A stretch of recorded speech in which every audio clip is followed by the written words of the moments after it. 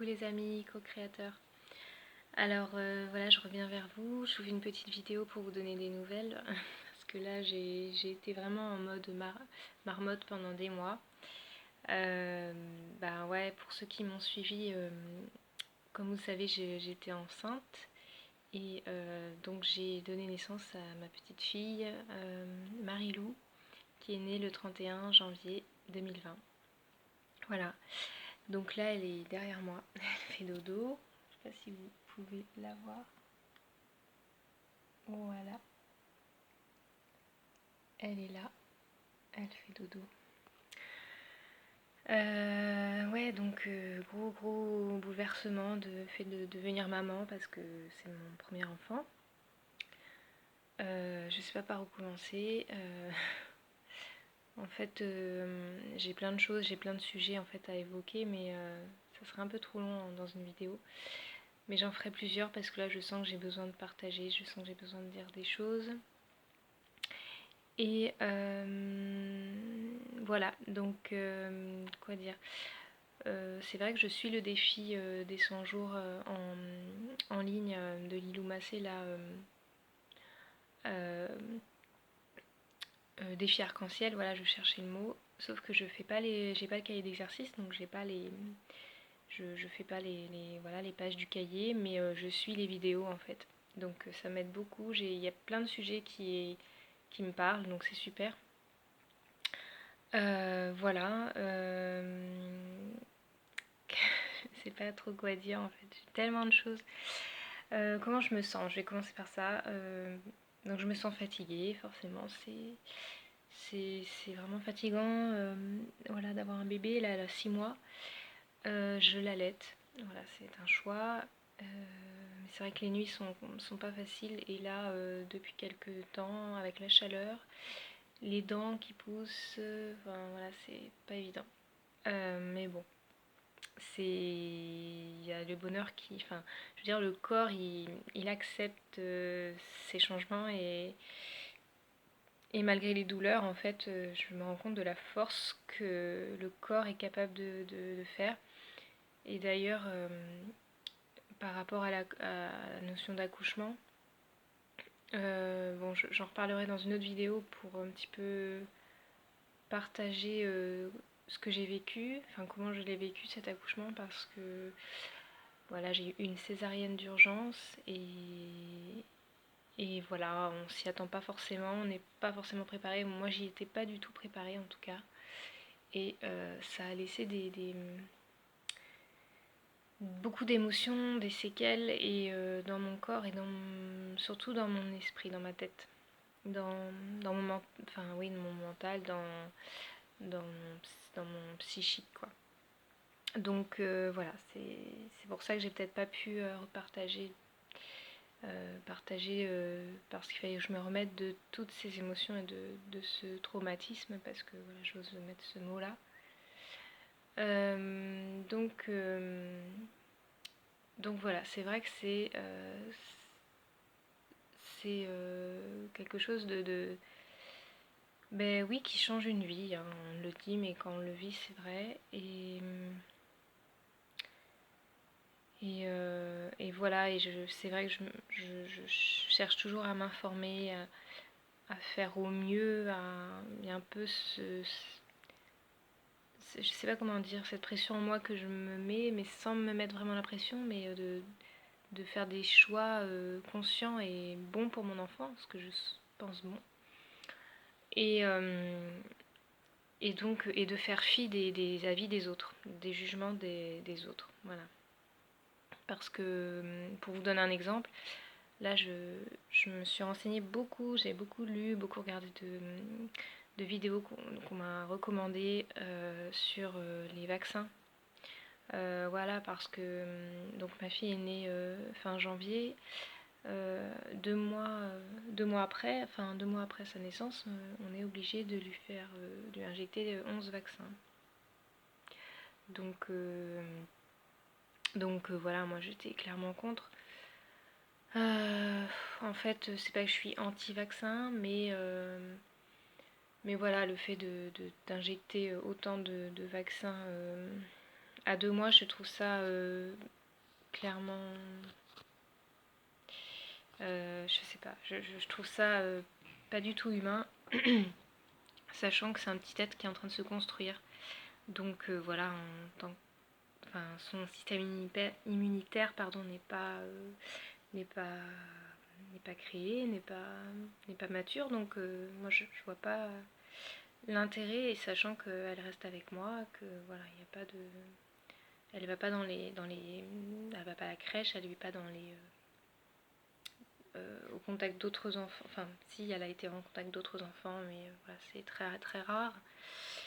Et bon, voilà. Et donc, je peux passer pour une mère indigne ou une mère, voilà, enfin, qui est parano ou des choses comme ça. Enfin, je sais que euh, hier, j'ai pas eu vraiment de jugement, mais j'ai senti en fait ce jugement quand j'en ai parlé. Donc, c'est un sujet que j'évite de parler, et voilà, c'est mon choix. En tant que parent, voilà, on fait des choix, et c'est notre choix de ne pas la faire vacciner tout de suite. Voilà, moi je me renseigne auprès de professionnels, enfin je fais pas des choix comme ça inconscients. Donc j'ai eu un entretien avec un homéopathe, un médecin généraliste homéopathe, qui n'est pas forcément favorable pour les vaccins pour les bébés. Et en tout cas l'hépatite B, hein, parce qu'il y en a d'autres, mais l'hépatite B, c'est vrai que voilà, à part une relation sexuelle ou transmission par le sang, je vois pas comment on peut choper l'hépatite B. Mais voilà, et en fait, moi ce qui m'inquiète dans les vaccins, c'est qu'on a, c'est que bon, voilà, on a décelé des troubles du comportement chez les enfants, donc l'hyperactivité, voilà, le trouble du sommeil, etc. Voilà, il se peut que ça vienne des vaccins, parce que beaucoup de mamans ont trouvé qu'il y avait des changements de leurs enfants à suite aux vaccins. Donc voilà, les études, il n'existe pas d'études aujourd'hui qui prouvent que ces effets sont directement liés au vaccin, mais quand même avec l'aluminium qui est présent comme conservateur dans les vaccins, voilà, l'aluminium vient se fixer en fait dans le cerveau. Et donc contrairement à nous adultes, même si on prend aussi l'aluminium, notre corps va l'éliminer. Alors qu'un bébé, il va absorber, il va pas du tout éliminer. Son corps, il est pas prêt pour éliminer. Et son corps, il n'a pas encore assez d'anticorps en fait pour, pour se défendre. Et en fait, les vaccins, au lieu, enfin comment dire, oui, les vaccins sont là pour protéger en fait, sont là pour booster l'immunité, booster les anticorps, je veux dire. Et en fait, ça fait pas travailler l'immunité enfin l'immunité quoi. Donc, donc en fait, ça fait que ben, on, on vaccine à fond et sans qu'on puisse se défendre nous-mêmes, sans que son organisme travaille. Enfin, on le fragilise, voilà. On part déjà avec des bases, on fragilise, et suivant les enfants, ben, en fait, on est tous inégaux face à ça, hein, en termes de santé. Donc il y en a qui vont avoir un terrain fragile déjà de base et qui vont développer des maladies. Et d'autres vont développer des comportements voilà, hyperactifs et tout ça. Même autisme, hein, ça a même été plus ou moins prouvé. Enfin, après, c'est aux États-Unis, mais bon, voilà.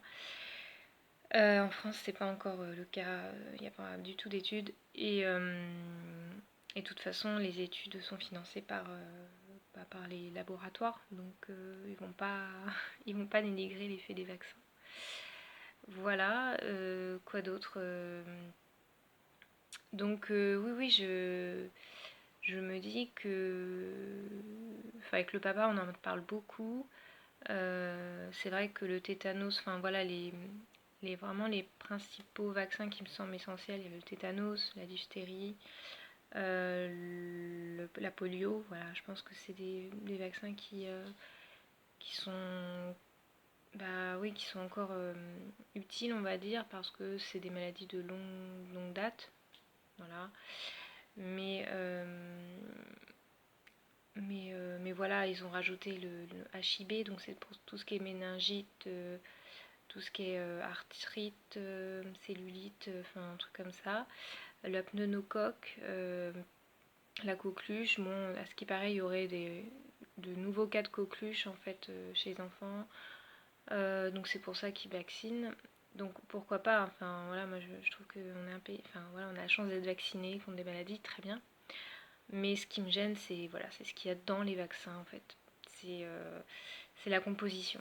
Donc voilà, mettre des métaux lourds, l'aluminium, des choses comme ça qui sont néfastes pour l'organisme. Moi je suis pas d'accord et malheureusement il n'existe pas de vaccin sans aluminium, je me suis renseignée.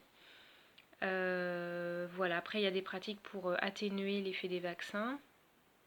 Donc en homéopathie, avec l'argile verte. Voilà, il y a différentes sortes comme ça, donc j'ai tout noté et voilà, je suis au taquet là-dessus. Et voilà, après le fait d'allaiter aussi, c'est très bénéfique, vraiment bénéfique. Moi, l'homéopathe m'a dit que en fait, si elle est allaitée et qu'il y avait beaucoup moins de risques qu'elle développe des effets secondaires après les 6 mois.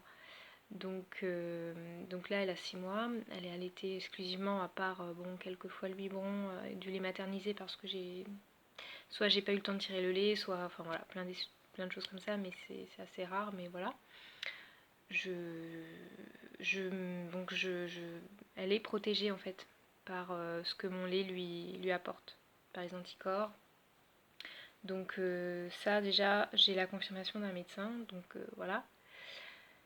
Et puis bah en fait ça remet en cause plein de choses dans ma vie parce que je dois reprendre le travail au mois d'octobre. Et en fait j'ai pris déjà un congé parental de 6 mois suite à la fin de mon congé maternité de 2 mois donc. Donc ce qui fait que voilà, ça fait 8 mois que je suis pas allée au travail. Et en fait, je pense ne pas reprendre parce que bah, en fait, j'ai pas envie de la vacciner tout de suite. Et en fait, ce qui me gêne aussi dans les vaccins, c'est que c'est une injection avec 7 vaccins dedans, quoi. Voilà. Je trouve que c'est fait beaucoup. Donc certes, elle a plus de mois, donc déjà c'est mieux. Voilà, et j'ai pu aussi, je suis passée à travers parce qu'il y a eu la phase du Covid aussi, donc elle a ces 2 mois, je suis pas du tout allée voir le médecin pour le vaccin. Donc voilà, on n'a pas tenu rigueur. Là maintenant, je vois le pédiatre fin août. Je pense qu'ils vont relancer le truc. Je la ferai vacciner, mais voilà, pas tout de suite. Je me laisse encore quelques temps. Alors je sais qu'au final, enfin la faire vacciner là ou dans un an, voilà, mais c'est toujours mieux de repousser. Je me dis qu'au moins, voilà, elle a le temps de grandir, son organisme a le temps de créer des défenses, enfin, donc c'est mieux. Et, et donc voilà, donc j'ai fait ce choix-là. Je suis encore hésitante, mais je sais que c'est le bon, parce que bon, il y a le côté financier derrière qui dit, le mental qui me dit, bah non, mais voilà, avec un salaire, ça va être compliqué. Et je vais devoir toucher dans mes économies, mais bon, voilà. Je me dis, si c'est 6 mois de plus, et ben, c'est une fois dans sa vie, et elle aura un an, et là, elle sera, à un an, elle sera quand même assez forte, on va dire, pour se défendre immunitairement. Donc voilà, ça c'est la nouvelle du jour, on va dire, mais j'y pense depuis quand même pas mal de temps. Et puis et puis oui, enfin, donc oui, il y a cette histoire de vaccin, et donc, bah en fait, c'est que je peux pas la mettre à la crèche ni chez une nourrice, puisque la vaccination est obligatoire, enfin la mise à jour des vaccins en tout cas, mais la vaccination aussi, donc ce qui veut dire que c'est incompatible avec mon choix de vie et mon choix pour elle. Voilà, donc c'est vraiment compliqué, c'est vraiment, j'ai l'impression de me batailler, de chercher plein de causes ou par exemple, pour l'hépatite B, elle va pas enfin, je vais refuser qu'elle se fasse vacciner contre l'hépatite B et du coup l'homéopathe m'a donné un nom de vaccin où il y a tous les vaccins sauf l'hépatite B. Voilà, donc je vais aller voir mon médecin traitant et je vais lui demander ces vaccins-là. S'il veut pas, et ben j'irai voir l'homéopathe qui est à 1h30 de chez moi, mais voilà, c'est des choix et j'assume. Et donc voilà, mais c'est en fait, avant d'avoir cet enfant, oui, je me questionnais déjà sur les vaccins. Et là, en gros, bah, en fait, je suis pas forcément dans la peur, enfin j'ai pas envie d'être dans cette peur de attention si je la fais pas vacciner, elle va se choper, je sais pas moi, une maladie ou quelque chose, j'ai pas envie d'être là-dedans. Euh, et en même temps, j'ai pas envie de me dire si je la fais pas vacciner, j'en m'en voudrais toute ma vie parce que si elle chope quelque chose sans avoir été vaccinée, qu'elle peut en mourir, etc. Enfin voilà, c'est vrai que c'est des choix très très importants et en fait tout repose sur les parents quoi, tout repose, on a une responsabilité de fou. Donc certes on crée la vie, c'est déjà une responsabilité énorme et après c'est les choix qu'on fait pour nos enfants et pour qu'ils vivent au mieux aussi dans ce monde. Donc voilà, après moi je, je, comment dire, je fais des choix aussi avec ce que je ressens, mon intuition. Voilà. Et c'est vrai que depuis ma grossesse et l'accouchement et tout ce qui s'ensuit après, j'ai de fortes intuitions. J'ai eu des gros signaux, des choses que j'ai pas forcément écoutées. Et aujourd'hui, je me dis, bah voilà, je m'écoute. Voilà, c'est vraiment mon credo, c'est je m'écoute, je me fais confiance et je me fais fi de tous les jugements des autres, de ce que les autres peuvent penser, que voilà, et ça c'est très dur pour moi parce que le regard des autres ça compte et j'ai du mal et souvent je me sens attaquée, je dois me justifier tout le temps et j'ai horreur de ça. Euh, voilà, se justifier alors qu'il n'y a pas besoin. Enfin, voilà, c'est difficile, mais je sais que c'est mon chemin aussi de m'affirmer, de et de me faire confiance. Voilà, c'est vraiment ça, quoi. Donc, bah voilà, j'assume aujourd'hui, je prends ces décisions et que ça plaise ou pas, et bah tant pis. Le principal, c'est que moi et le papa, on fasse les choix conscients et en accord. Et voilà, et qu'on trouve des terrains d'entente et que je fasse les choses avec mon cœur. Et voilà, ça c'est clairement important. Je vais m'arrêter là, je vous remercie de m'avoir écouté. Si ça résonne, si vous voulez commenter, je sais pas, si vous voulez apporter des petites choses ou des conseils, ça serait super parce que je ressens que j'ai besoin de partager et d'être soutenue, épaulée aussi. Donc voilà, donc bah écoutez, je vous dis à très bientôt. Je vous fais des gros bisous.